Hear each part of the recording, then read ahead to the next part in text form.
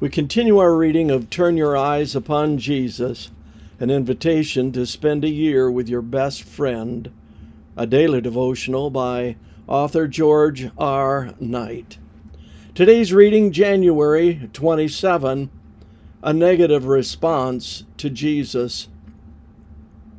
When Herod the king heard this, he was troubled, and assembling all the chief priests and scribes of the people, he inquired of them where the Christ was to be born. Then Herod summoned the wise men secretly, and ascertained from them what time the star appeared. And he sent them to Bethlehem, saying, "Go and search diligently for the child, and when you have found him, bring me word, that I too may come and worship him." Herod, when he saw that he had been tricked by the wise men, was in a furious rage, and he sent and killed all the male children in Bethlehem and in all that region who were 2 years old or under. Matthew 2, 3-16.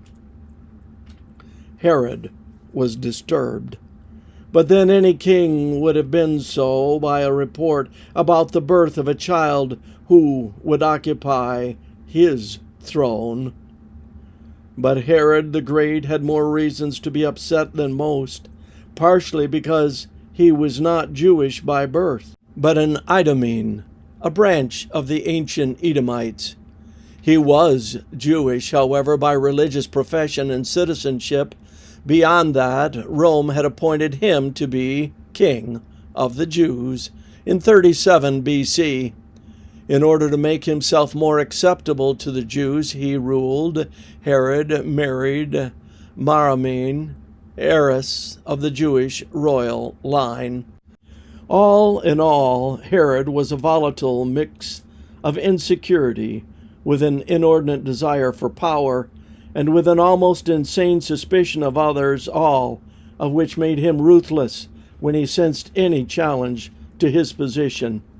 Anyone who threatened him, Herod would promptly eliminate. Thus, soon after making his brother-in-law high priest, Herod had him accidentally drowned in the palace pool. Maramene, his favorite wife, soon shared her brother's fate when Herod suspected her of plotting against him. That same fear led to the death of 2 of his sons, and 5 days before his death, about the time Jesus was born, he had a 3rd son, his oldest, and thus his heir, executed. Roman Emperor Augustus claimed that it was safer to be Herod's pig than his son. Here was a king who would brook no challenge or threat to his authority, and it was in Herod's territory that Jesus was born. It is little wonder that the ruler was disturbed at the wise men's question, "Where is he who has been born King of the Jews?" Matthew 2:2.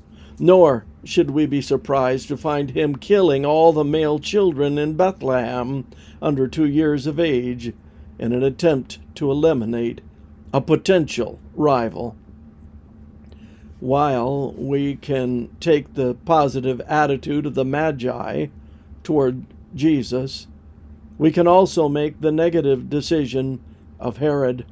After all, there is a Herod in each of us who wants to be the king or queen of our life.